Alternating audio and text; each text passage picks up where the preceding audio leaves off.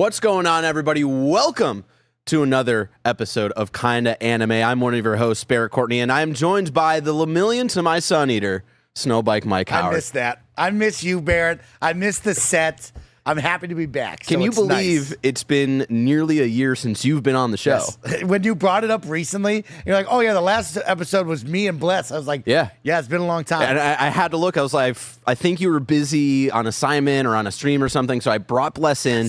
Our last episode was, I think, 7 months ago or something like that, looking forward to all of the anime coming out in 2025. Okay. And we have just been sitting on all of these shows, piling up throughout the entire year, so there's a lot to talk about today.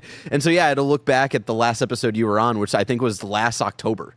So it's been a minute, Mikey. Well, I'm ready to talk anime with you, Barrett, because I'll tell you what, you gave me the assignment, and I had a lot of anime. Oh, yeah. I had a lot of anime to enjoy. We had a lot of anime to enjoy, which you can look forward to us discussing all of it of the year of anime for 2025 here on Kinda Anime, your home for all things anime here at Kinda Funny. It's been a huge year, and it's not over yet, so we have to talk a lot today about everything that's been going on, the future, all of that good stuff. A bit of housekeeping out of the way. A quick reminder, since our last episode was 7 months ago, if you're here because you can't find the episode on podcast services, that's because we condense our podcast feeds at Kinda Funny. From now on, any screencasts, including Kinda Anime, will be found on the Kinda Funny in Review podcast feeds. And secondly, in case you missed it, a fun thing we announced during Kinda Funny's 10-year anniversary stream is that Mike and I will be doing a live watch-along for the entire final season of My Hero Academia. Whenever it is all out in English dub, so I don't have to force Mikey to watch like the last two episodes and subbed or whatnot, right?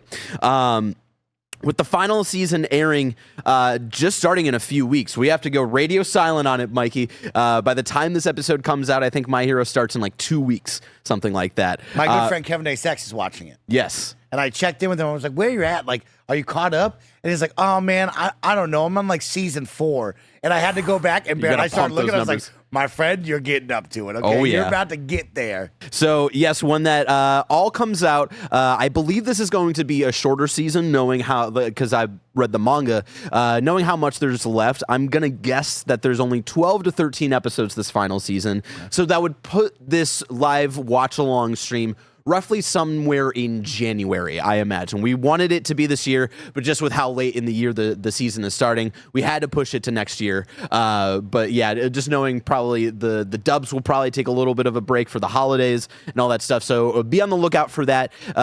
Probably the next episode of Kinda Anime will be around then as well, with the live watch along, and then us talking about our review for the final season of My Hero, along with I think the next season of Spy Family is about to start, the Chainsaw Man movie, which I saw a trailer for right before Demon Slayer. That's coming out next month. We've got Freerun coming back in January. So this might be our last episode for the year, but there's going to be a lot to talk about once we get to the new year for sure. So be on the lookout for that. Now I want to thank everyone who's a Kinda Funny member on Patreon, YouTube, and now Spotify and Apple Podcasts, who get all of our shows ad-free, get an exclusive daily multimedia experience known as Gregway.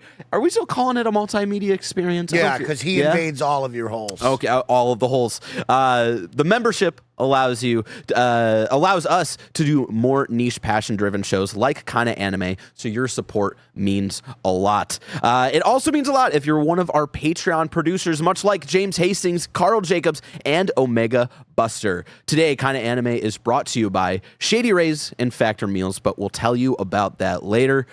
For now, let's talk about it. Topic of the show, I'll say, tots. Demon Slayer Infinity Castle Part 1, the movie. Mikey, we were supposed to see this together. Yep. I was sad to, I gave you the text reminder the night before of like, Jabroni, we're seeing Demon Slayer, or I texted you Friday night. I was like, we're seeing Demon Slayer Sunday, IMAX, be there or be square. Yep. You did not respond to me that night, and so I felt you getting uptight. I felt like there's a little bit of like uptightness, and then you didn't text me until the next day saying, something came up, Jabroni. I saw it last night, though. Barrett, I was getting uptight, so thank you for understanding and knowing me so well. I fucking knew it. I was getting uptight.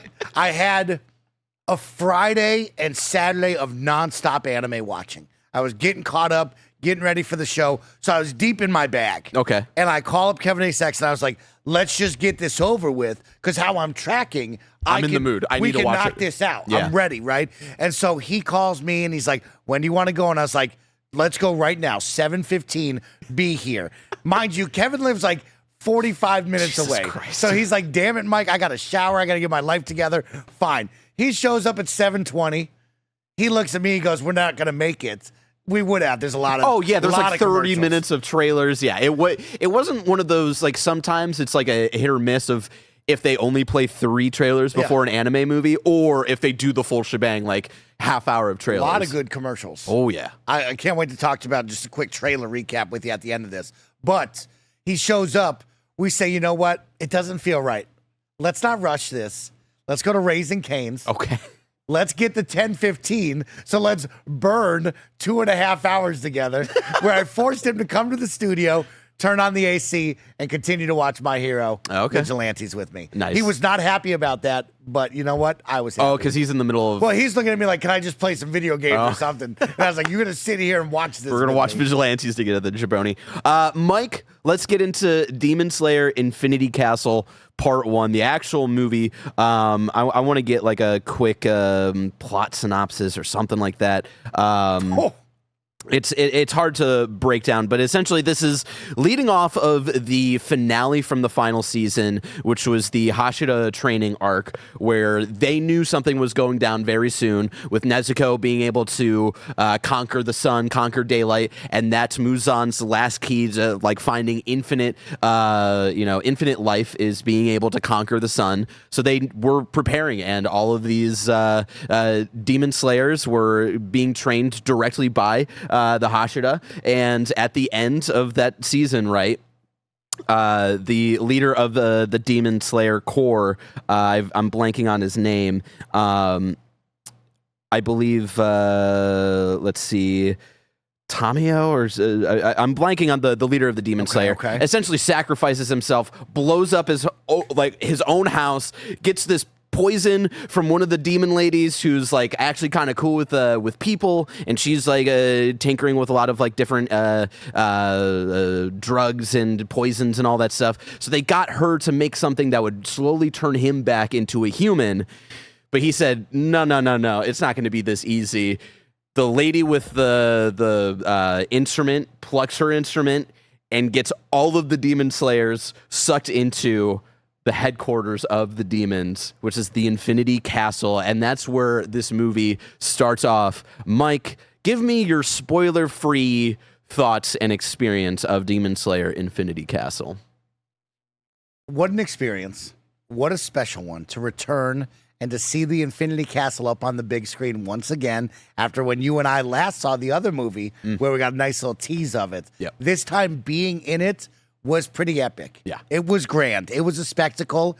There are some awesome fights in this. There's some great animation in this. There is some moments where I wanted to pull my hair out because somehow it became a 2.5 hour long movie, a 3 hour plus experience. Yep. And I can tell you, Barrett, we did the 10:15 showing, and there might have been 15 people in the theater.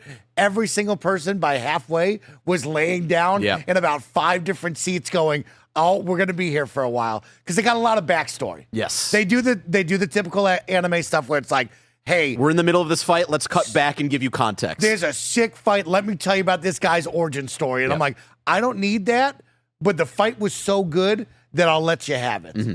And of course, at the end of it all, I'm left wanting more, and I'm left excited about the idea of like, man, I'm going to return to the theater for 2 and 3.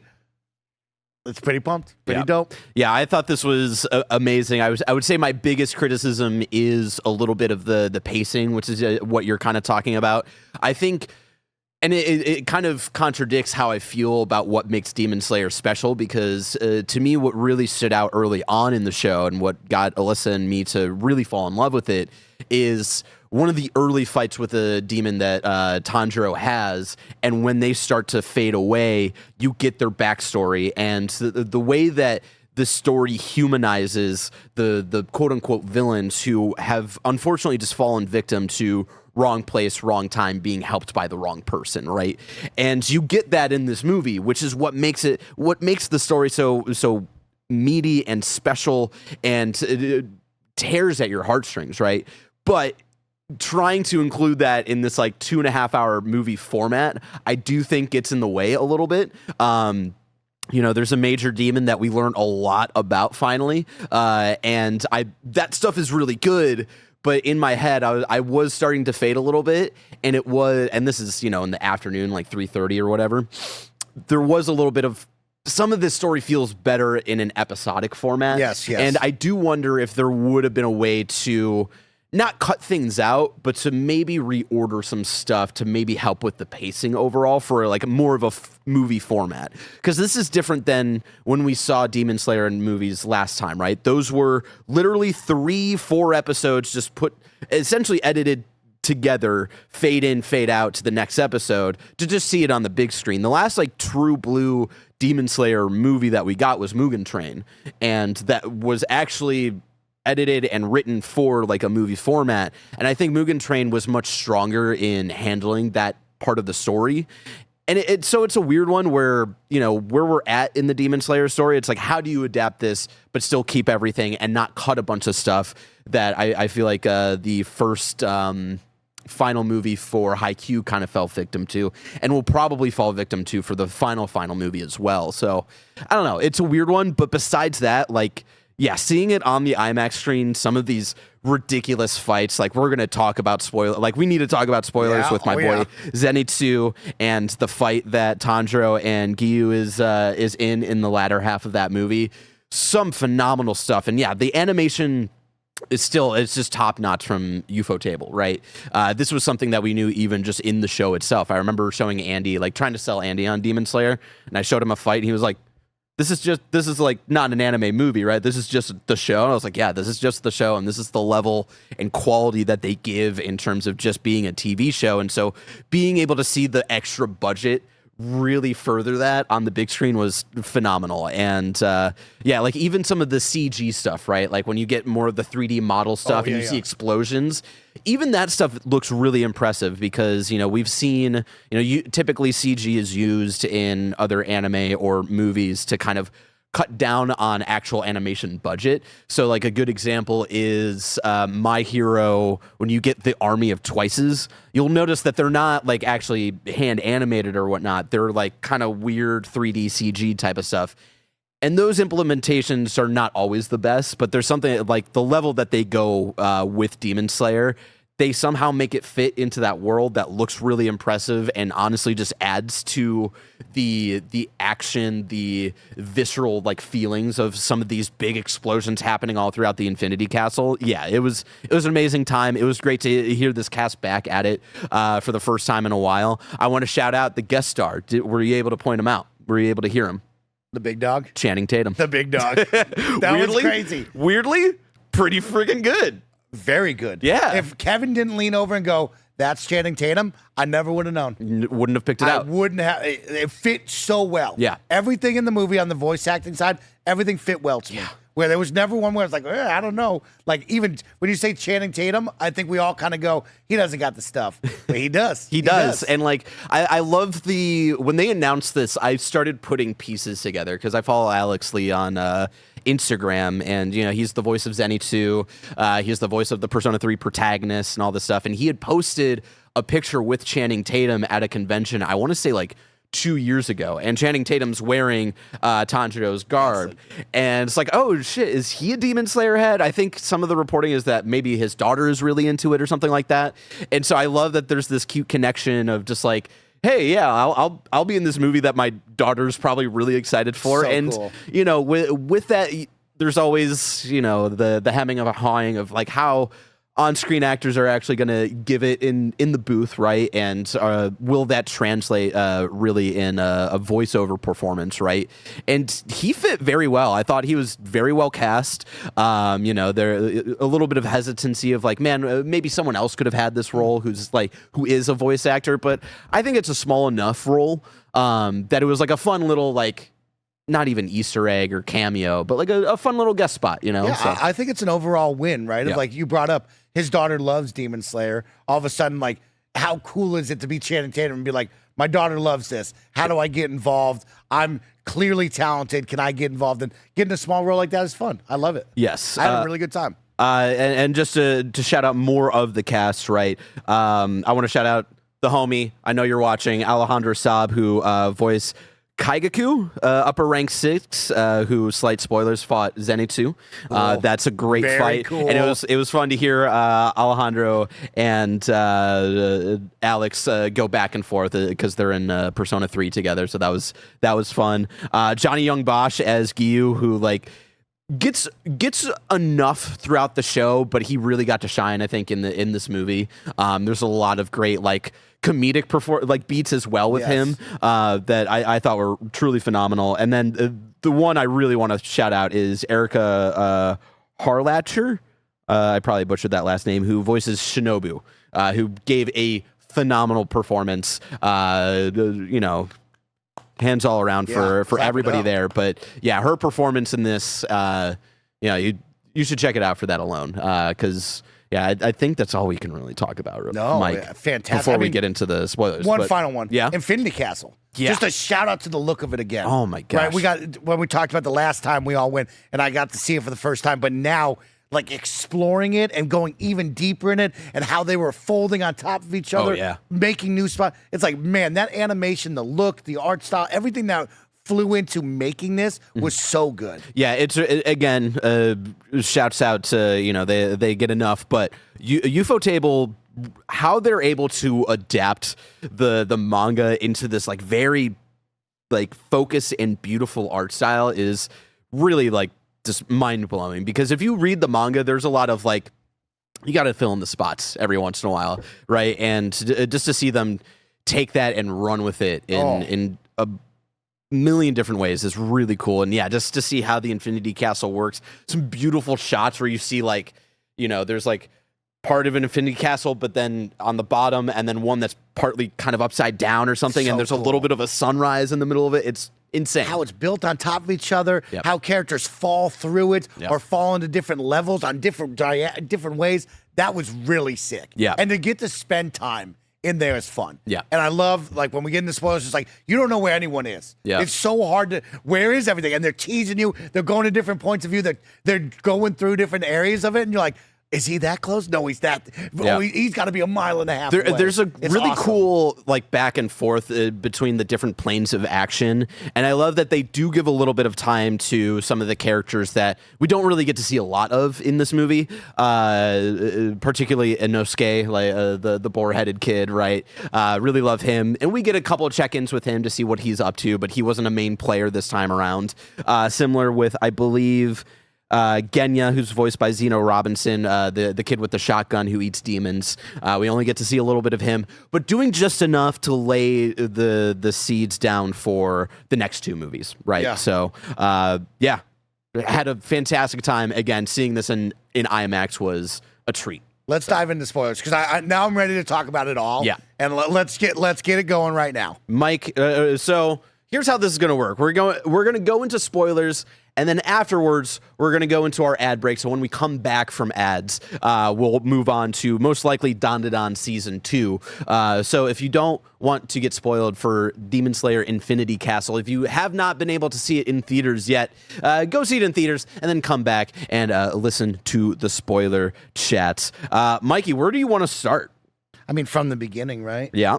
Right. I would love to go over all the fights with you, all the characters that I loved seeing, all the characters that I got to know through their backstories or just their fight alone. But I think we started off really strong, right? Yeah, I like again, everybody already falling into the Infinity Castle, but our main first fight, I believe, correct me if I'm wrong, but I think we kind of go back and forth between this and Zenitsu's fight is Shinobu, one of the Hashira, who is the butterfly one. I think her sword type is like bug or something like that, and she happens upon the upper rank 2 Doma, who we've gotten a little bit of a tease of in the past, but haven't really seen what he's been up to, who he is. Right, we got the really cool backstory of like how he was a kid and his parents found this kind of small religion, and he was, started to see humanity as a whole as like a really he became sad, the god of it. They put him as the god of it, and everybody would come and pray and like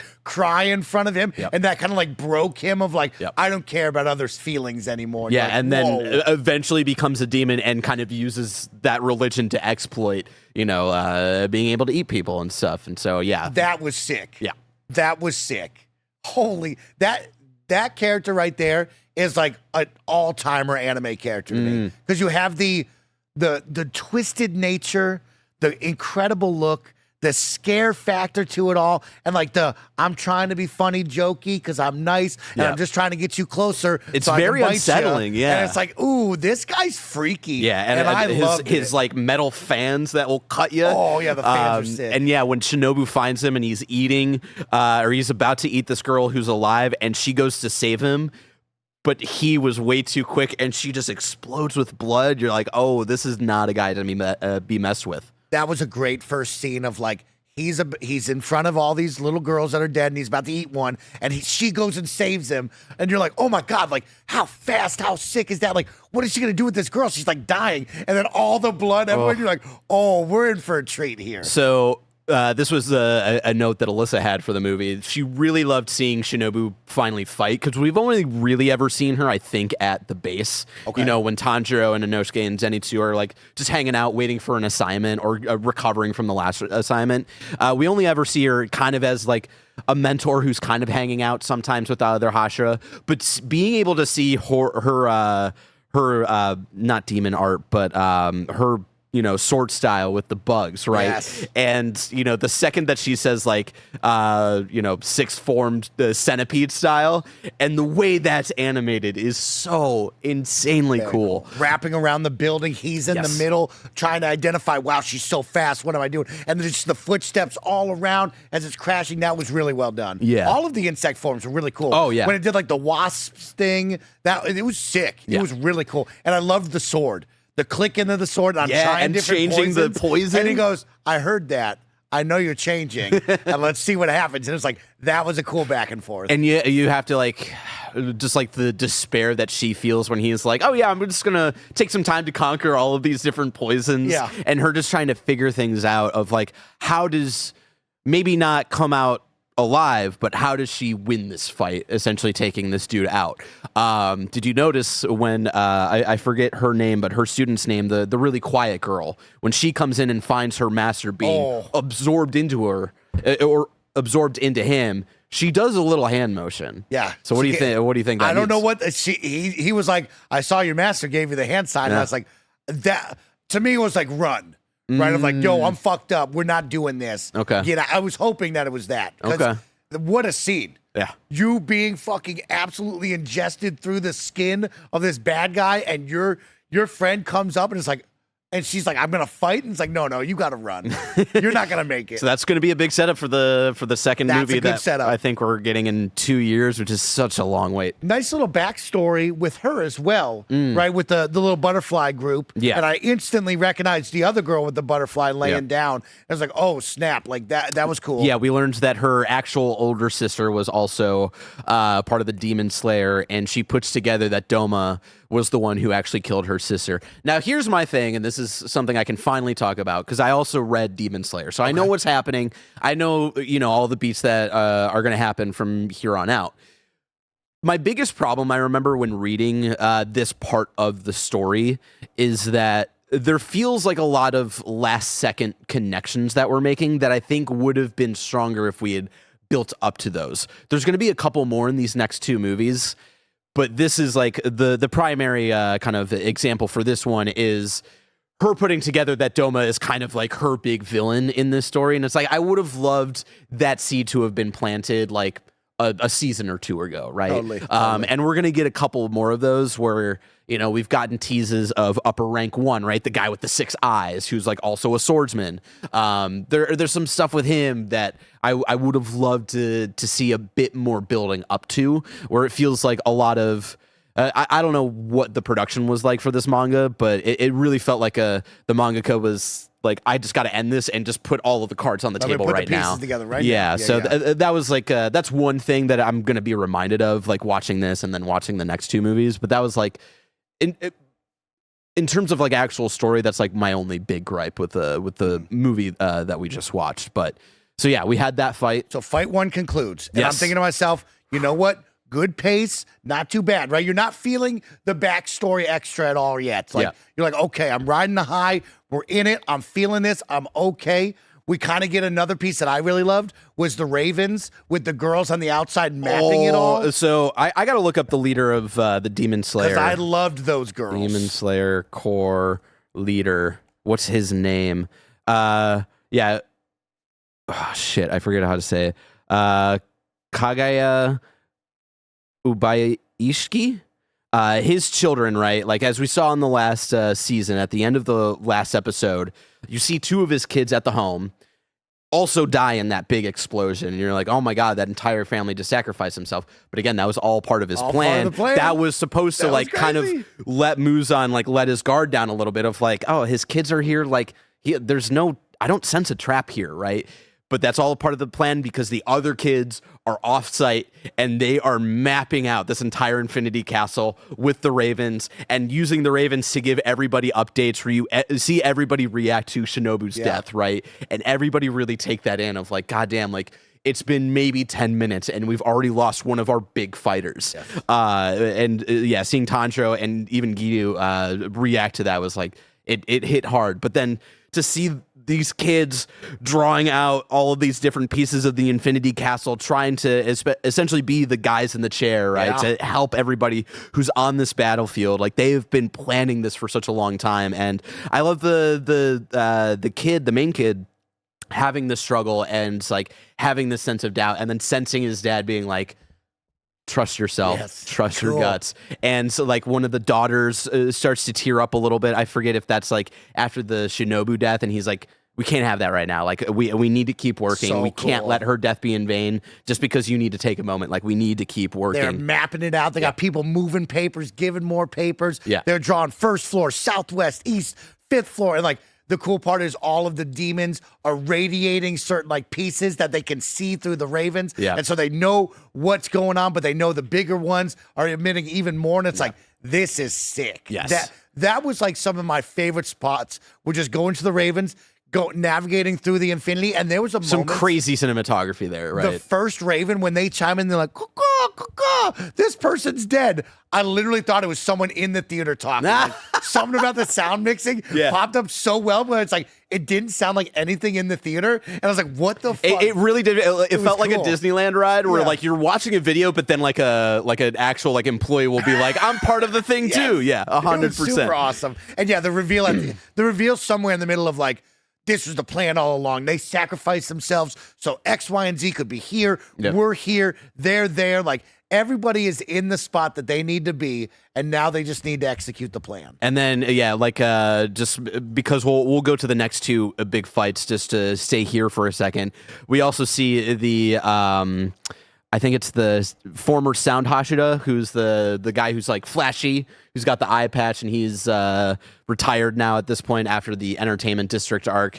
And it's him and Rengoku's dad who are guarding them outside. I love those two guys. Yes. That was a nice little touch of like, they're here. Yeah. Because that's what I needed to say. I wanted to know what's up with Alyssa was very confused. She was like, I thought he died. I was like, no, that's Rengoku's dad. They just look really alike with the flame hair and all that stuff. I would have loved like I forget if there was a line to kind of like remind people of like, no, that dude died. Like, don't forget that. Yes. And so, but yeah, that was a nice little touch of like, you know, we've got all the other demon slayers inside the building helping out, but like if someone shows up, like they're not taking on that fight. So I love that they had extra security there. The next one we got, and this is one, you know, I just talked about like pieces all kind of coming together last second in this arc. This is one that does actually work for me is Zenitsu. Zenitsu fighting Kaigaku, who used to be a student of Zenitsu's grandfather, who was going to be the successor of the thunder forms of sword fighting, right? And they actually shared the title, and Upper Rank 6 kind of took that personally and felt like why should I be, brought down to Zenitsu's level? And Zenitsu, we saw him at the end of last season get all serious and mad, even though he was awake, right? And you knew something messed up was happening, and we learned that Zenitsu's grandfather had, performed suicide because of learning that his former student, who he passed on this training to, decided to become a demon. Mike, this was a fun one. Yeah. This one, at the end of it, I will say I got a little tired at this point, but during this was fun. Yeah. The back and forth of like, no way he should have made you co-captain with me. Like, it was me. You only knew one form. Like, I was the top dog. And he was like, dude, like, we were bros. Like, everything was cool. Why did you freak out? And it's like, he's getting tempted by evil. He doesn't want to be with that guy anymore.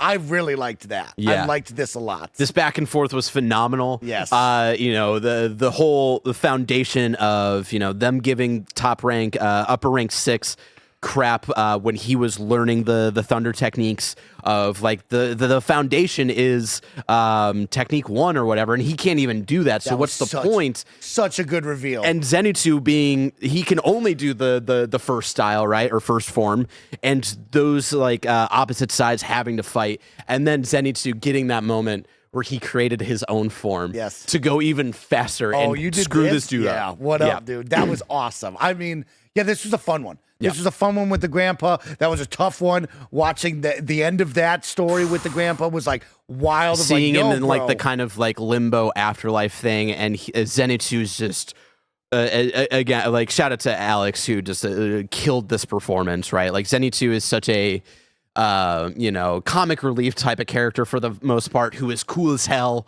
once in a blue moon. And so, and whenever he gets emotional, it's more of the comic relief side.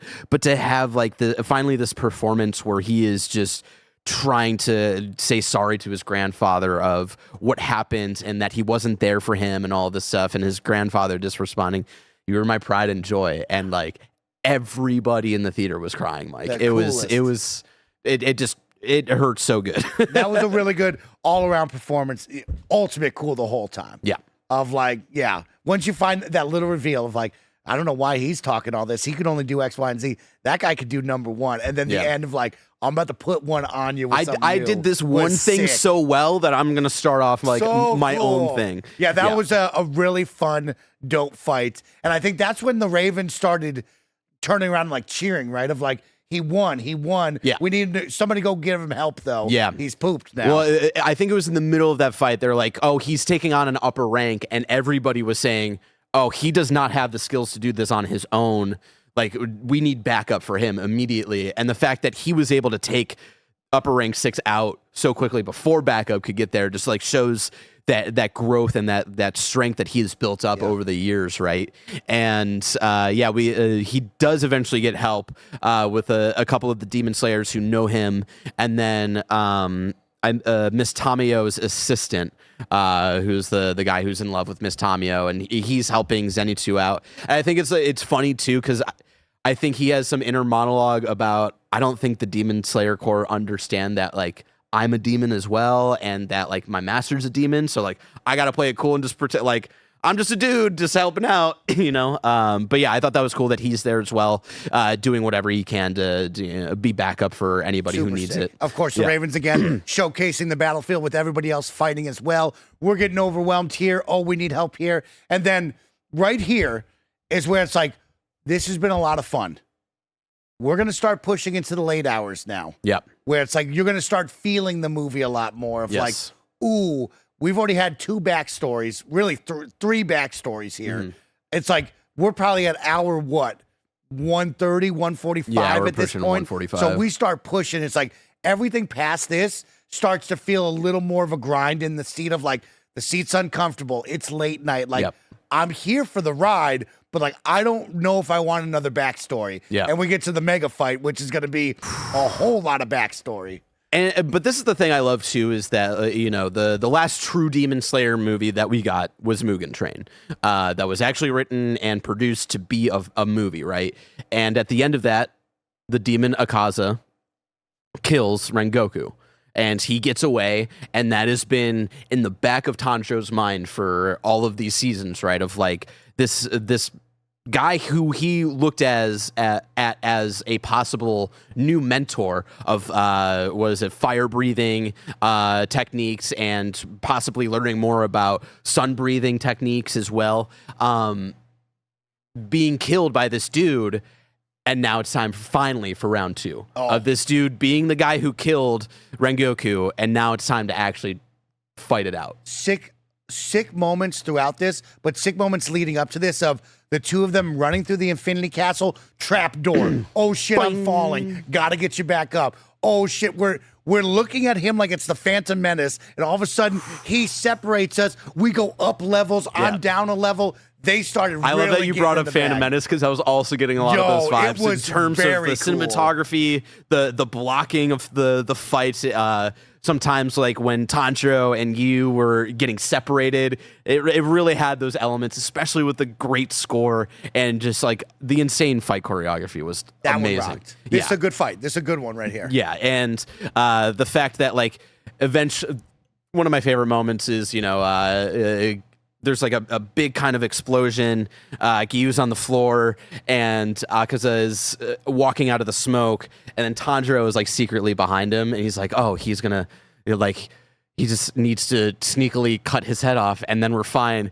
And Tanjiro goes, Akaza, I'm gonna cut your head off right now. And it's like, God damn it, you're so embarrassing, Tanjiro. Had to do it. But the big level ups here, right, is Akaza kind of learning how to adapt to his head being cut off, because that's a good half of the fight is just him trying to essentially rebuild his head. Right? That was crazy. Yeah, that was a crazy look on the screen. Yeah. The whole time was really fun to see. Yeah, and it was goofy sometimes, though, where he's doing, like, really emotional inner monologue, and it's just the stump of a neck. And you're like, all right, let's do some different, like, angles, or maybe, like, show a flashback scene here or something like that. That was really funny. Good backstory with the father. Now, talk about level up.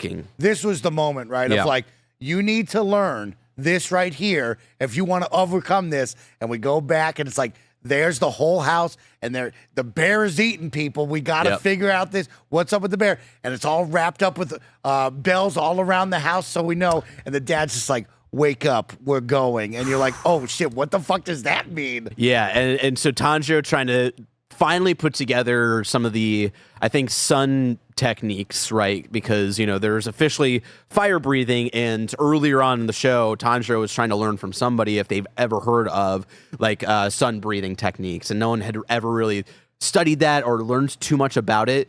And so him thinking back of how to essentially have this fight but take away this element of, like, lethal intent, right? Yes. Which is really cool and weirdly connects to something we'll talk about later in One Piece.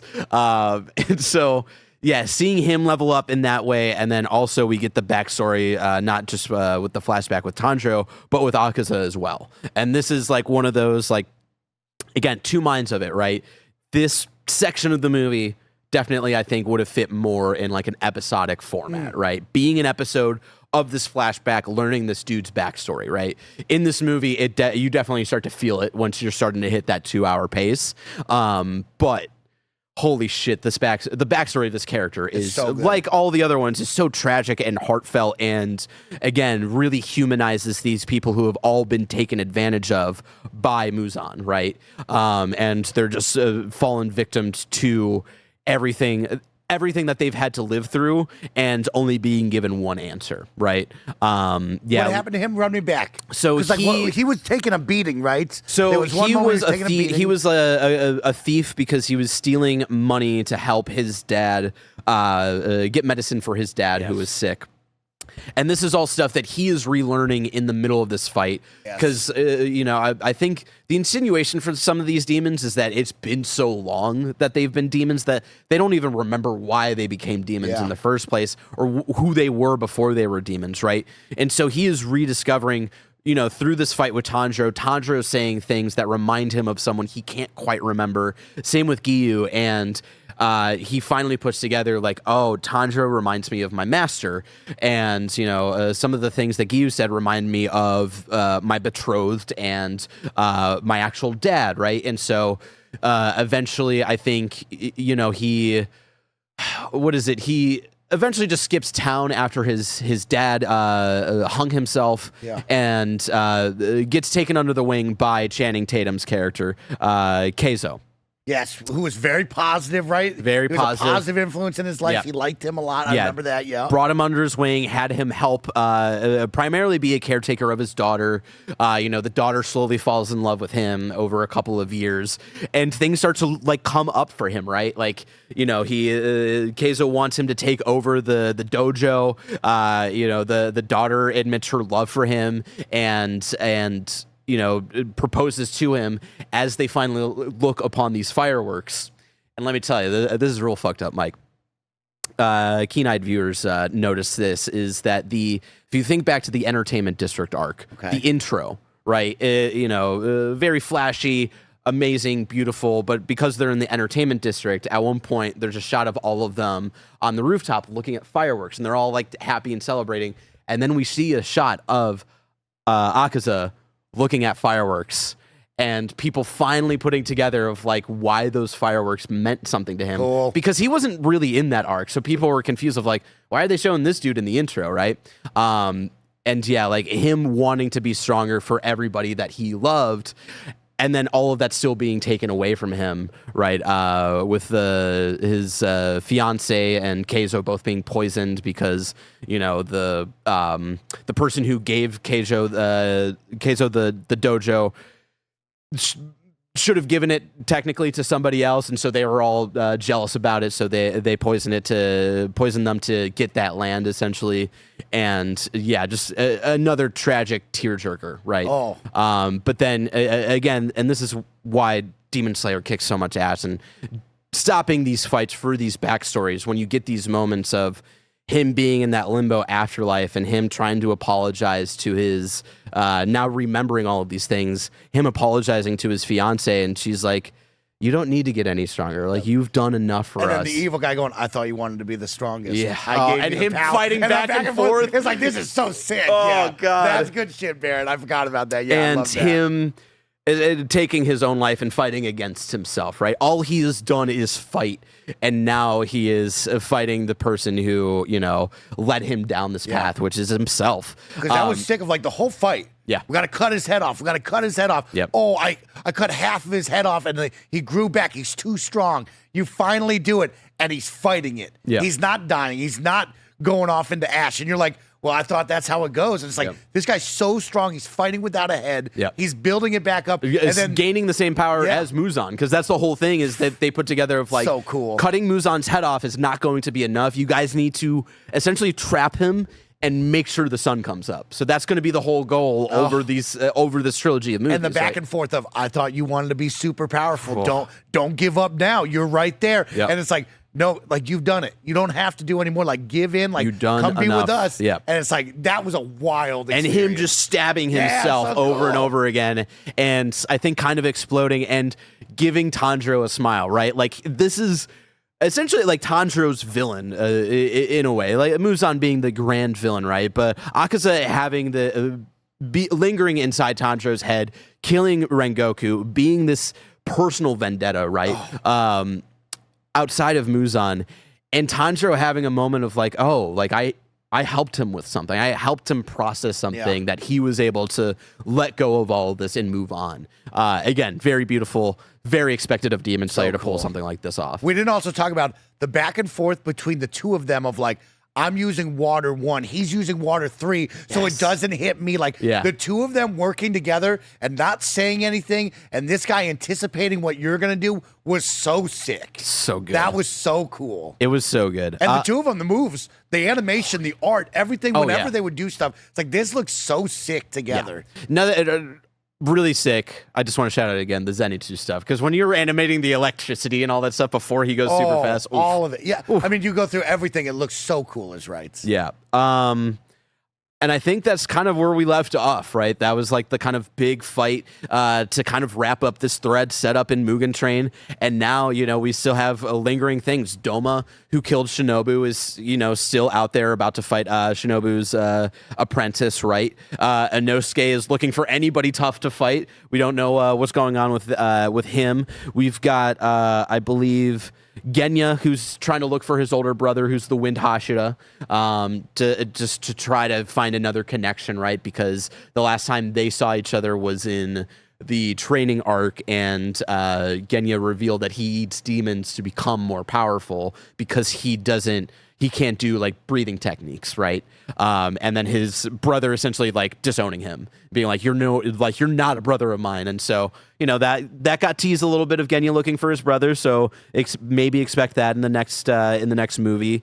I'm trying to think of other threads as well. Good threads. I mean, some great moments of running around the Infinity Castle and seeing the big bad and him talking and you guessing where he's him in at. that weird room, bro, this is cool. Trying to undo the like human poison thing that he got, and so he is probably gonna overcome that. He's not gonna turn back into a human, and he is just biding his time. Yes. And so you have to worry about that a little bit with Shinobu off the board, with Tanjiro and Giyu both kind of being messed up as well at the end of this fight. Zenitsu also being off the board, really messed up. And so you have to worry a little bit of like, what's going on here?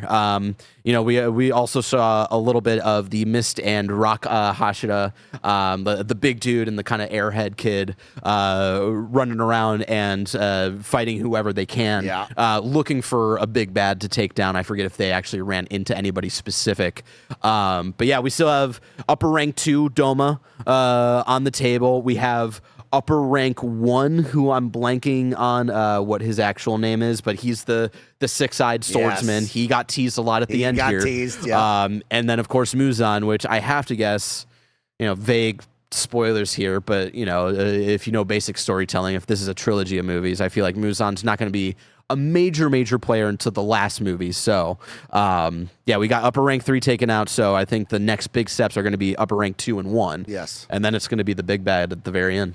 I mean, Infinity Castle's still growing by the moment, too. Yeah, and which is so cool. That's the interesting thing. I would have to go back and read the manga because, the kids are, essentially mapping this all out.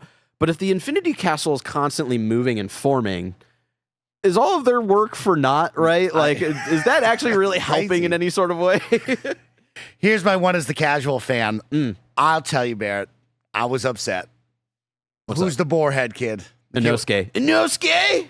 This motherfucker. Yeah? We went the whole movie without showing this motherfucker, and then at the very end, they go show him? I know. I have no control. Yeah. I would put him the whole movie. I don't care. I know. I cannot believe. But that's the tough thing. It's like, if this was an original story, like, yes, you would have Inosuke as a major player throughout the entire thing. They keep him in enough to remind you, like, he is there. Yep. Like, it feels very much like an Infinity War moment of like, he might not be a major player now, but he will be later. Hey, Mike, we got 3 movies. And at the end of characters to get through. And at the end of this movie, they do set him up of like, I need to go find the toughest dude He's right coming. now. So yeah, I can't wait. He's coming. I did miss him a lot in this movie for sure.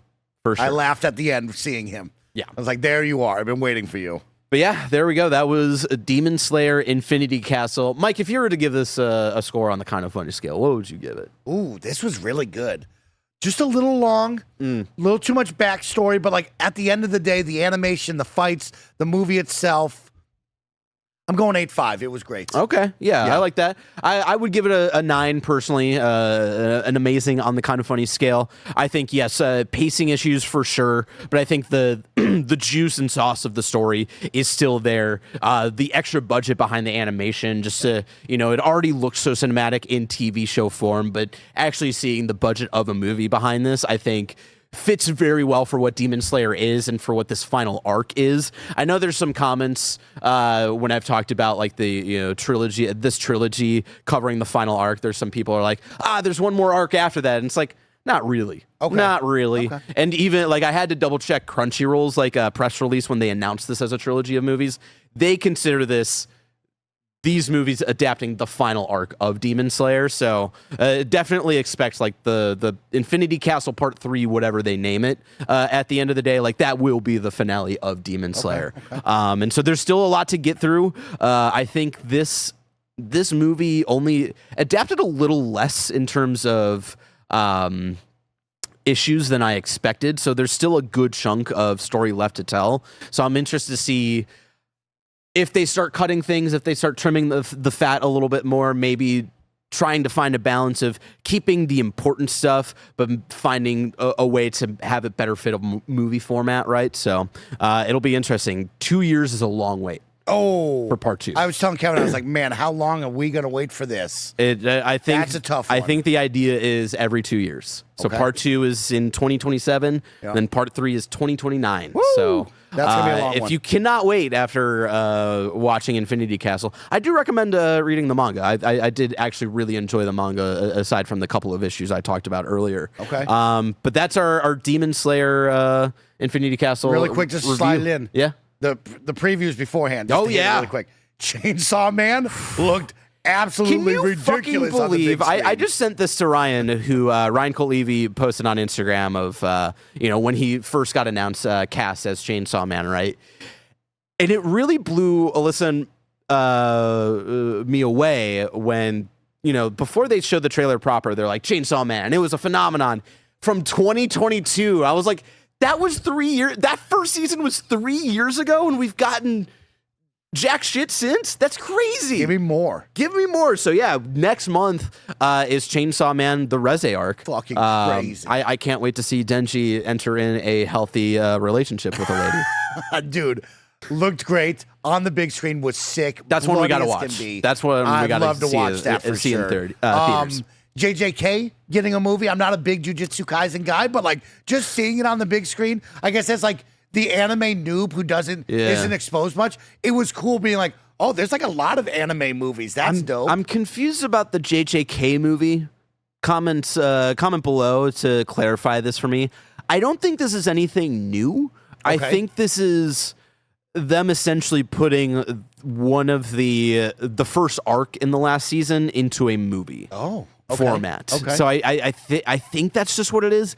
Maybe there's some new stuff in there, but from what I could tell from when they announced this, I think like a month ago, I was like, okay, this is just a repackaging of the first half of season 2. So, but that's another thing that we'll have to talk about next year. JJK season 3 starting in January, I think. So it's going to be a busy 2026 for us already. 2 quick ones that aren't anime, but still wowed me. Five Nights at Freddy's 2. Oh, I did not see that one. Good. Okay. Yeah, this one, the first one I watched, I think it was definitely targeted towards a certain audience, and it wasn't as scary as I thought it was going to be. Okay. It was definitely like, if you're a super fan, you'll love it. This one had way more horror tone to it, and I was like, I like what they're putting down here. Keep that on a possible, this could actually deliver and be good. Hold on. Let's see. Is my boy Matthew Lillard still in it? I know he was in the first one. You know what? I think he is. I think he plays a pretty big role. Okay. I think he's an animatronic. That I don't remember. I know he's in the first one. Okay. I think he, maybe for story reasons, he might not be in the second one. Okay. Keep an eye out for this one, though. I liked the look of this. And then here's another one. I don't know if you saw. Oh, no, he will be in the second one. All right, cool. And Josh Hutcherson. Yeah, he's back. We walked into the GOAT trailer. Dude, that shit rocked, okay? Stephen Curry is making a Zootopia-esque basketball movie? Yes, sign me up. And it's the typical, I'm too small, they're all big guys, David and Goliath, I got to overcome and be the best. But it was so much fun to be in this dumb Zootopia animal-like world and be like, basketball now is played by bigs only. That's a buffalo. That's a rhino. This guy, he's a baby goat. And you're like, this shit is lit. It was so good, Barrett. I couldn't believe what I was watching. That was one where we sat down in the middle of that trailer. I was like, okay, we're just doing anything, huh? I love when they got the two animals and like, say it. And the goat's looking at the camera like, I don't want to say it. He's like, say it. Yeah, he does the boss so good. It did jump cut to a bunch of different animals doing it. I was like, all right, that's funny. We're in on this movie. We're in on this movie. We'll talk about it on Kinda Anime. That's coming out February 13th. I looked that up for you, Mikey. That was our Demon Slayer Infinity talk, plus some Chainsaw Man, plus some JJK, plus some GOAT. We're going to take a word from our sponsors, and when we come back, we're going to talk about DanDaDan Season 2, Kaiju number 8, Nichijou, My Hero Vigilantes, and so much more. But here is a word from our sponsor. This episode is brought to you by Shady Rays. You know that moment, the one when you realize you left your favorite sunglasses at the beach, or on the roof of your car, or in that gas station miles away. We've all been there. Nick Scarpino once left a pair of sunglasses in Vegas, and I've never heard the end of it. It wasn't my fault, but now there's Shady Rays. They've changed the game. These sunglasses are made for real life, seriously good looking, polarized, durable, and not stupidly expensive. And here's the wild part.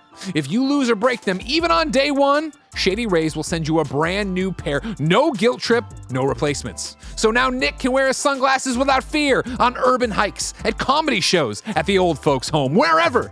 Shady Rays is eyewear that has your back. We've teamed up with Shady Rays to bring you an exclusive offer. Head to shadyrays.com and use the code FUNNY for 35% off polarized sunglasses. Try for yourself the shades rated 5 stars by over 300,000 people. That's shadyrays.com, code FUNNY for 35% off polarized sunglasses. This episode is brought to you by Factor. Fall always feels like a reset. Between back to school, busier routines, and shorter days, finding time to cook can be tough. That's why I love Factor. Their chef prep, dietitian approved meals make it easy to stay on track and enjoy something comforting and delicious no matter how hectic the season gets. Factor removes the work and gives me a delicious, healthy meal in mere minutes. You can choose from a wider selection of weekly meal options, and for the first time ever, try Asian-inspired meals with bold flavors influenced by China, Thailand, and more. Eat smart at factormeals.com/kindafunny50 off and use the code kindafunny50 off to get 50% off your first box plus free breakfast for 1 year. That again is code kindafunny50 off at factormeals.com for 50% off your first box plus free breakfast for 1 year. Get delicious, ready-to-eat meals delivered with Factor. Offer only valid for new Factor customers with the code and qualifying auto-renewing subscription purchase. Alrighty, and we're back. Mikey, the biggest show, the biggest anime in the world last year, I would argue, was DanDaDan. Season 1 took the world by storm. And here's the thing, quality aside, I just want to say I don't feel like enough people are talking about DanDaDan Season 2 as much as people were talking about DanDaDan Season 1. I don't feel like I see my timeline blowing Where's up. the hype? Yeah. There was so much hype for DanDaDan Season 1. I know. We were going crazy for that. Speaking of guess hype, what? Season 2 delivers. Yeah? Season 2 is really Tell good. me about it, big dog. Let me tell you about it. Because, like, Season 1, if you remember, if we rewound time, I think I watched, like, the first 2 episodes, and I was like, man, I'm kind of into the freaky deaky. Yeah. I like the cute little, will they, won't they. I don't know if I'm in or not. Mm-hmm. I'm happy to report that I've watched all Season 1 and Season 2. And I love this show. Hell yeah. I love these characters. I love the fun that we're having. Season 1 is all about Turbo Granny stealing my balls. Yeah. And then I wrote Season 2 is about Momo's crush has arrived, is what I wrote. Yeah. And wow, so much fun. These two are great together. The third, being Momo's crush, being added into this is a Gigi. blast. Shout out to Gigi, also voiced by Alex Lee. Great job. Yeah. Great He is job. so fun in this show. Turbo Granny being Turbo Granny, still super fun. Sexy Grandma, still being great. She's yelling, "Let me see your balls" through this is so much fun. And of course, at the end of Season 1, we're on the hunt for one of the 2 balls. We get the first ball from a new girl who joins the group, which I really, really love. And Season 2, Ira is Ira. her name, yeah. awkward end of Season 1 / start of Season 2, Yes. where you can get twisted up. Season 1 feels like a package, but then the final episode is we go to It sets up the next Homeboy's arc. house. Yeah. Exactly. And it's like, if you're watching it all like I did in like one go, you're like, You don't feel it. I thought Season 1 ended here. Oh, no, it ended here. Now we start here. Yeah.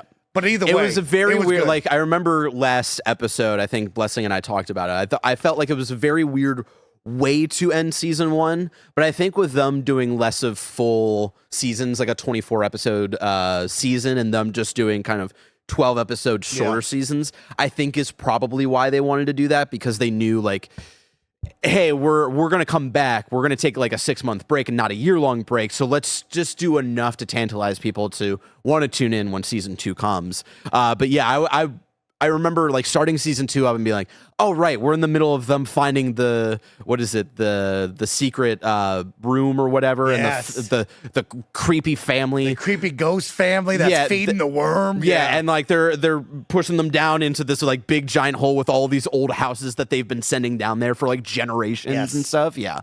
The opening music. Tell me about first, I didn't love it. Yes. But then when you watch the whole season and you It kind of get grows the on you. vibe that it's going with, of like, I don't know how to describe it, like folklore, Blair Witchy kind of horror vibes. It fits so well.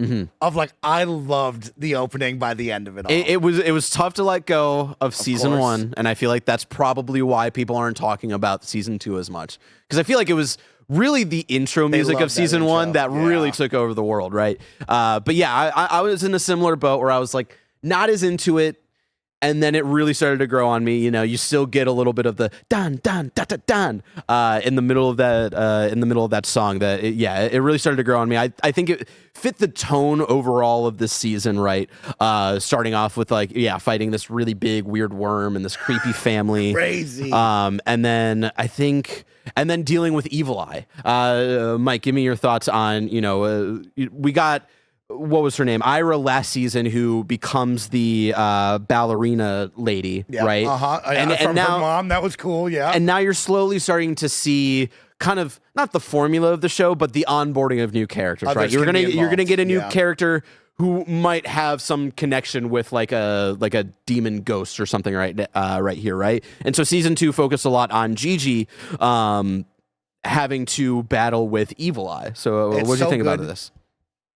Gigi was so well done, well played, just well thought out, because I hated Gigi at first. Okay. The two of them are starting their love. They're finally starting And to this break dude's through coming through. and talk to each other. We're on the same page. Kind of holding hands. I can't wait. I can't wait. Touching to see you hands in the back of the car. I'm waiting for you at school. You're waiting for me. I want to find you at lunch. Like, you're now riding for this. And you're like, yes, my two favorites are coming together. We're pushing past that girl because fuck her. You know what I mean? It's like, then he arrives and he steals the show. Yep. Right out the rip. I know. Corny, dumb, fun, cool. cringy jokes. Yep.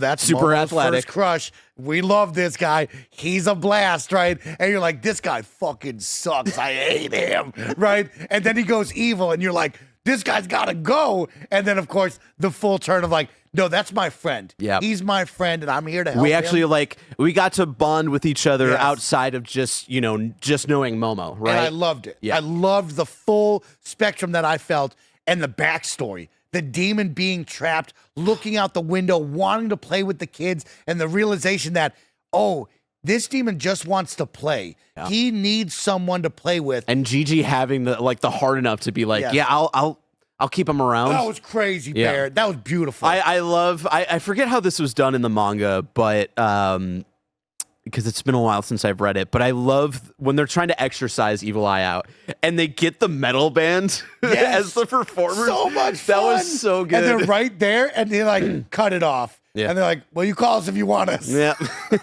That was pretty fun. Yep. And then, of course, the ending of like, he just wants to play. Mm-hmm. So here's the deal. Every Tuesday, you got an opportunity to fight me. Yeah. And he's like, no, fight me right now. And he's like, no, you're not strong enough, bro. You go get stronger, we'll fight. Yeah. But every Tuesday, once a week, and everything becomes cool, and we learn how to control him, and we know that like deep down inside, there's a beast in there, but he knows the rules. Yep. Every Tuesday. I loved that. But yeah, the show does such a good job of like the whole like will they, won't they kind of rom-com situation, and throwing in all of the different like splinterings of everything to keep them separated, right? The second nut being the second golden ball being in the mannequin from the anatomy class, and it running butt naked, screaming, and everybody's screaming, running from him, and then he explodes by the car. But then we use him, and he's like, "Well, my girlfriend's got to stay here, and I got to come on the late night." And she's like, "You got to stop showing up at the late night. Like, you can't be doing that." And then having him trap Gigi inside of it was really fun. That was good. Yeah, that was cool. But yeah, you've got Ira, who's also in love with Okaroon, right? Which is really funny. And her and Momo always fighting, right? Now you bring in Gigi, who's, the very first crush. And so, like they do such a good job of balancing crazy, ridiculous, almost, Mob Psycho levels of ghost stories and alien stories that we're telling, but still finding this kind of grounding center of like, these are just kids who are just trying to learn how to be themselves and try to learn how to be with each other and, share their feelings for each other and all that stuff. You can tell I'm excited because I cannot stop.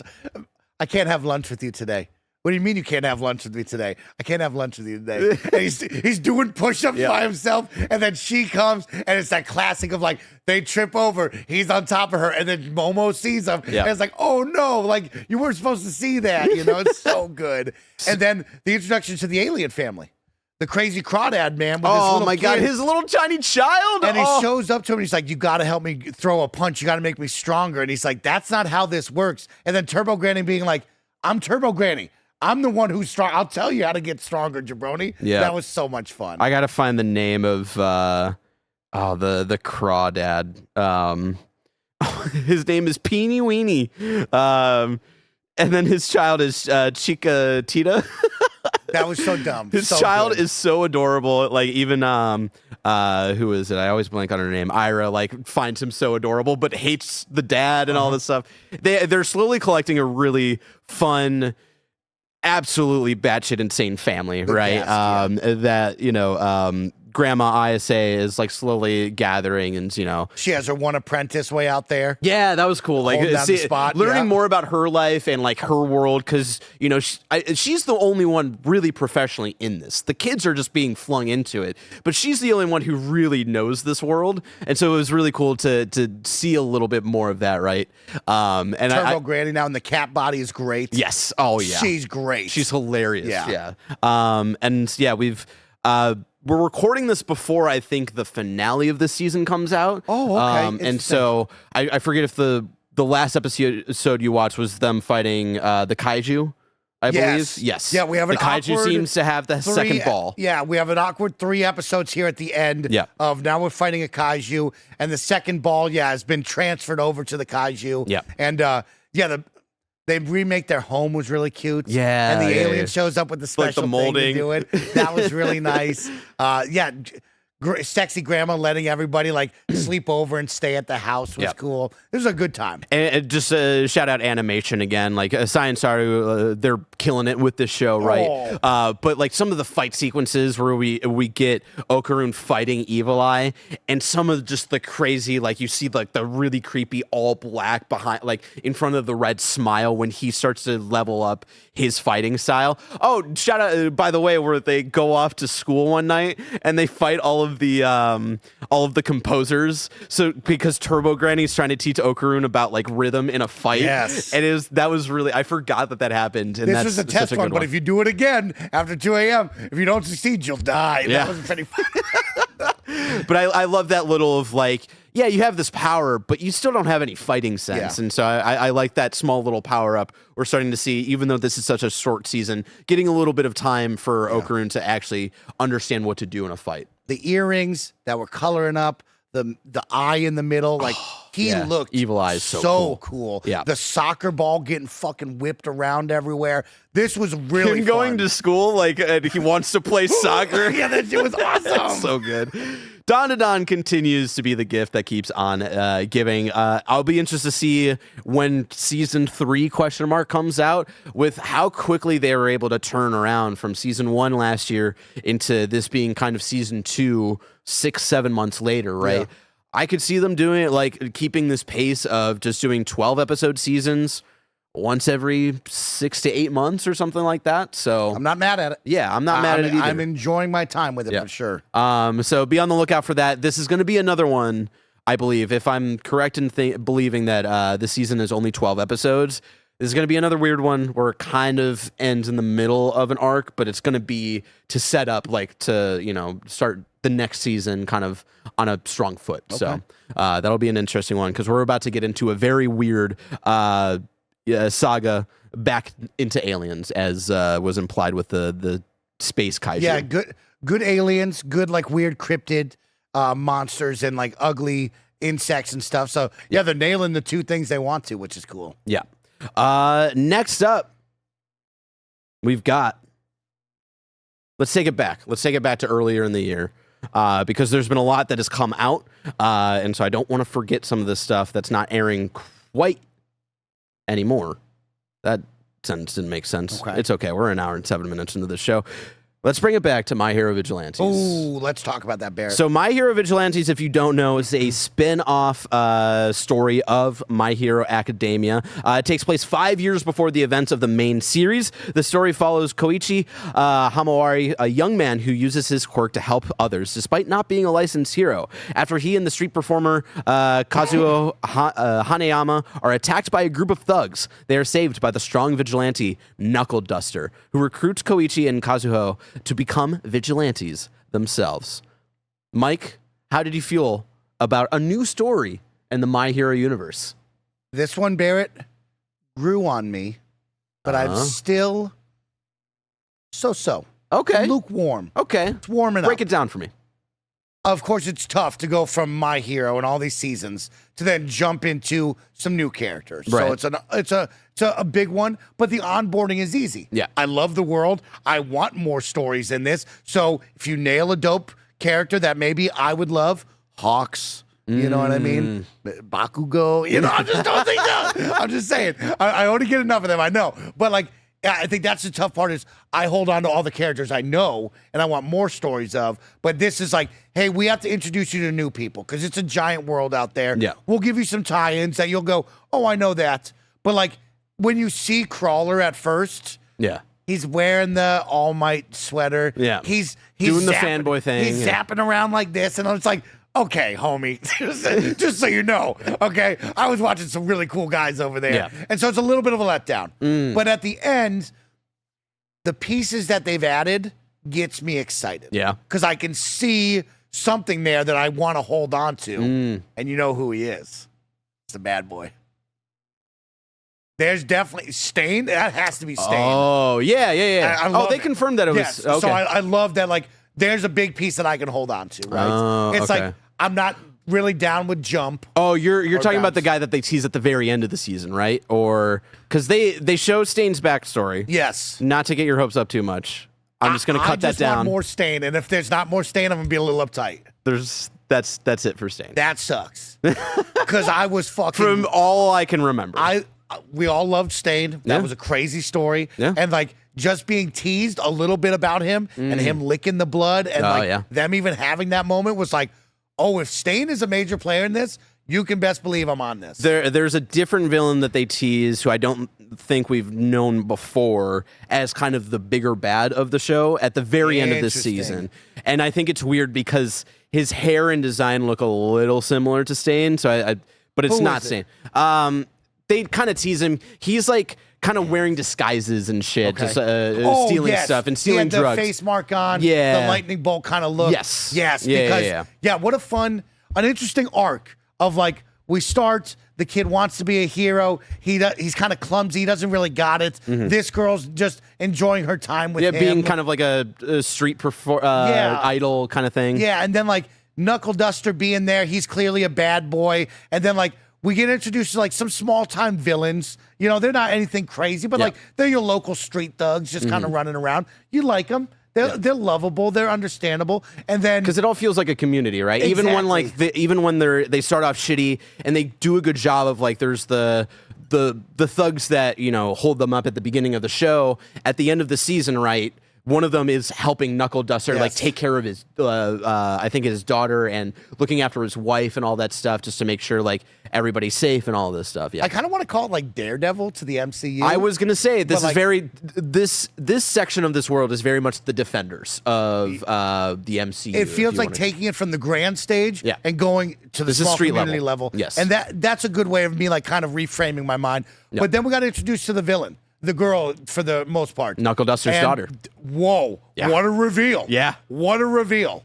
And so that was fun of like towards the end, you know me, I don't really love the music arc. I don't really like the concert vibe all the time. And they seem to go back to that. Yeah. And I was like, I don't need a music arc, but like I did love when he was like, all right, daughter, like I got to come talk to you. And it was like, oh shit. Yeah. That was a cool I think they do a moment. better balance. There's going to be more music stuff just naturally because Pop Step is an idol and stuff. But I think they do a better job integrating that into the story to not just be like a single arc, but it's like, it's more about the stuff happening around that Yes. that I think is more important, right? But yeah, I think that this story stood out to me when I read it originally a couple of years ago, just because of how small it felt, how community-based it felt, and really getting to drive home these characters and the relationships between each other, right? When you get the reveal from Pop Step at one point that Koichi saved her when she was younger, and she actually has known who he was the entire time, and like kind of has this crush on him. And then, you know, there's this, triangle with Koichi, and then the one detective's younger sister, who's the So fun. PR lady for the American hero, which also like very interesting arc. Like, love that we're getting someone from America, but I love that, you know, the story for him is he got canceled kind of in America or whatever, and so he's going to try to rebuild his image in Japan, right? And he's such a shithead, that scene. and you know, his whole arc is going to go into some fun, interesting places as well. So much fun. Yeah. Hey, if you could keep your head out of the scene, I'm trying to get a good frame here. So I don't want to rescue. You're not like a rescue. Like, I need a picture with the lady, you know. You get the guy, yeah. Very Zap Brannigan-esque for yes, sure. 100%. And I love that, like, they're able to have space for that character, but not just it be like kind of an unspoken thing, kind of like Grape Juice and My Hero proper, right? Yeah. Where it's like, no, we're gonna hold him accountable, right? Like, oh, you're doing weird stuff. Oh, I'm on the phone with your wife. Like, how does she feel about all of this? And him having to like make cover for it by hanging out with Koichi, And then how great stuff. she is of like, hold up, we could reframe your moment right now. Instead of a bunch of girls and cheerleaders. You know what? We're gonna get everybody. We're gonna whole try to dudes build a group. healthy male role model. They're gonna here. root for you. It's like that was really fun. Yeah, their song that they made for him is so goofy. He was a good character at the end of it all. Of like, that was fun being introduced to. Yeah, like you said, of like, here's an American hero. We haven't gotten much of that. Yeah. He's over here. Okay, he's an asshole. He's so American. This sucks. Oh, we're gonna try to change him up. And you know, I think we still have some room to do that. But at the end of the day, I'm like, oh, I liked that. I like the. Can we get a better frame? Well, we've already done it 5 times. The kid's got to go home. No, let's do it one more time. And then, homie, the class captain. Yeah. His brother or whoever, his dad, whatever, is like, yeah, like we could do one more. Like, it's no big deal. You know, that was fun. But yeah, I truly adore this. I thought it was, they do enough to make the art style, feel like My Hero, but have it feel just different enough, right? Because the art style in the manga for My Hero and Vigilantes are very different, right? Different mangakas, different artists, art team, and all that stuff. So definitely more of like I felt like they leaned more into like the poppy comic book feel for this show, whereas like My Hero is a bit more typical what you would expect out of an anime, right? I'm trying to think of some other shout outs here. But yeah, I love the Knuckle Duster story. That whole reveal of what he's been doing this all for, and seeing that saga kind of wrapped up in this season, seeing that all finally on the screen and adapted, I thought was really beautiful. Shout out to the cast, who I think all killed it as well. The eye patch with the bees is a scary scene. Gross. Like, we talk about, what's his name with the hand over his face? Shigaraki, yeah. We talk about him and how, like, menacing that looks. Dude, the bees coming out of the eye patch, that was pulling scary. out the queen bee out of her eye socket, like, ugh. But yeah, as you said, we got the fun origin story for Hero Killer Sane, which I still don't know if I love. Like, I remember being kind of iffy about it when I read it a couple of years ago, because I think it's funny that his origin story is just, he got his ass kicked so bad that he became a villain. Like, that's all that really is. I was like, all right, sure. But yeah, like, all of that being animated, right, where he like takes off his, like, cuts off his nose and all that stuff. You're wearing a mask. I'm not wearing a mask anymore. I'm not wearing anything anymore. Yeah, like, that was wild. All that stuff. And yes, I'm gonna shut it down right now. Oh, Barrett. At least from what I can remember, if he comes back, it's not in any major way in Vigilantes. But to keep you hanging on, if you like some of that stuff that doesn't get too much in the way of the story that they're telling, but if you want to see some more cool backstory stuff for some fan favorites of the main show, definitely. We got Eraserhead. Yeah. He showed up at the end and was like, that's cool. Yeah. President Mike, Midnight. Yeah. Like, these are all fun moments where it's like, hey, I like this. Just give me a little fun cameos. Yeah. Right? President Mike shows up, she calls him by his real name, and he's like, no, it's Mike now. I'm here. Like, when I'm on Shay, I'm Mike, you know? Yeah, and I do love, like, you have to remember that this is 5 years before My Hero, right? So I don't think Eraserhead is working at the school yet. Okay. So, yeah, like, this is kind of the neighborhood or what have you that he's working in.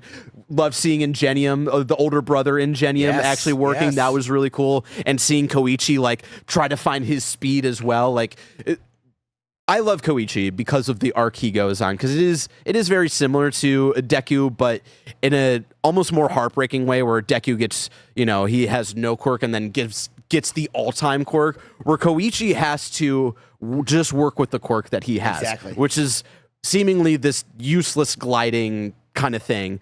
But as you're going to see throughout the story, like, he's going to learn how to, like, really level that shit up. I thought it was cool. You get the tease of he can fly, right? The mom talks about it. It's like, my son could fly. And I had to like, keep him grounded. Him. Yeah, I needed to ground him. And somehow the kid just picked up on, like, oh, I'm just on the ground all the time until there was a moment. And now he's like, oh, I can fly. I just don't know how to do it. And so that will be a wicked cool moment. The All Might sweatshirts was a cute little one of, like, I got all these special different collections, and he signs it. Was hysterical. I didn't want you to sign. It's like, I don't want you to sign this. You ruined it. And then the cute girl being able to touch you and lie detector test you. And then the mom falling in love with her. That was great. Give my son a second chance was great. All around. It grew so much more on me. I want more of these. I want more of this. Yes, and so, again, my guesstimate is that Vigilantes is only going to be 3 seasons. It's a shorter run of a manga, but I think it's going to be a very incredibly focused story that I think a lot of people are going to get a lot out of, especially if you want more kind of on the street level, neighborhood style, because, like, even though My Heroes, especially Deku, feels so based off of, like, Peter Parker and Spider-Man, you get to the grand story so quickly, right? Whereas if you want something a bit smaller, I think you're really going to enjoy the entirety of the story. And if you like seeing stuff like the origin of Stain, you're going to get more of that type of stuff with other characters. And there is one arc with a certain character that I think is the best arc between both Vigilantes and My Hero, with a certain fan favorite character. And it's really special, and I can't wait for people to see it. And again, guesstimate, I think that's might be the second half of season 2, but we'll see.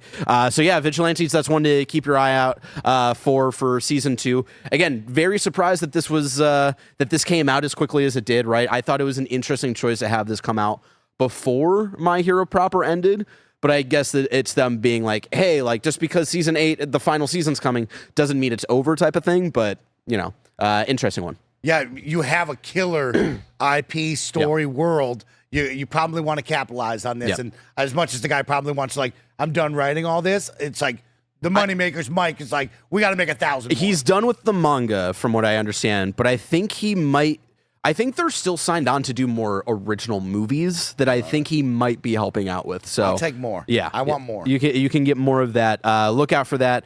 And the reason I was surprised of, like, how quickly this was turned around, because I would have assumed if they're going to adapt Vigilantes, it would just be the My Hero team working on it. Not true. You know who it was? The Mob Psycho team. Which makes sense because, after they finish Mob Psycho Season 3, it's like, all right, well, what are they going to work on next? And sure as shit. Give them the money. Yeah. And you can definitely, like, I remember the intro for this one. There's just something about the style to it and the song choice that they made. I was like, who's working on this? And I had to look it up. I was like, oh, it's the Mob Psycho team. That makes a lot of sense in terms of animation style and all that stuff. But yeah, really loved Vigilantes. I'm excited that you're more sold on it by the end of it. There. But you and I talking about it, I'm up even higher. Okay, now. Good. Warm it up. I'm excited. We've been holding off on a My Hero rewatch. We're going to start next month to kind of slowly watch the rest of My Hero as the final season's coming out, so we don't feel the need to watch the new season, so we can wait for the watch along. We're going to rewatch all of My Hero leading into January, so when we do our live stream, hopefully on the set, we're going to try to watch it on this big screen and stream it to all you. Anyways, let's get through some other quick ones. Earlier this year, we also had Lazarus come out. Mikey, this was from the creator of Cowboy Bebop, teaming with the animation studio that brought you Jujutsu Kaisen and Chainsaw Man. Mikey, did you check Lazarus out at all? Only a couple episodes. I fell off of this. You bring up Bebop, right? And it's like, it was just kind of a special one. I liked the kind of like villain of the day almost. Yep. There was a still big arching one, but like more smaller stories. This one, I haven't got behind the story. I haven't bought in yet. Yeah, this was a weird one. We dropped off after a while, and then eventually, I think when the final episode had come out, we decided to watch like 6 of them in a row.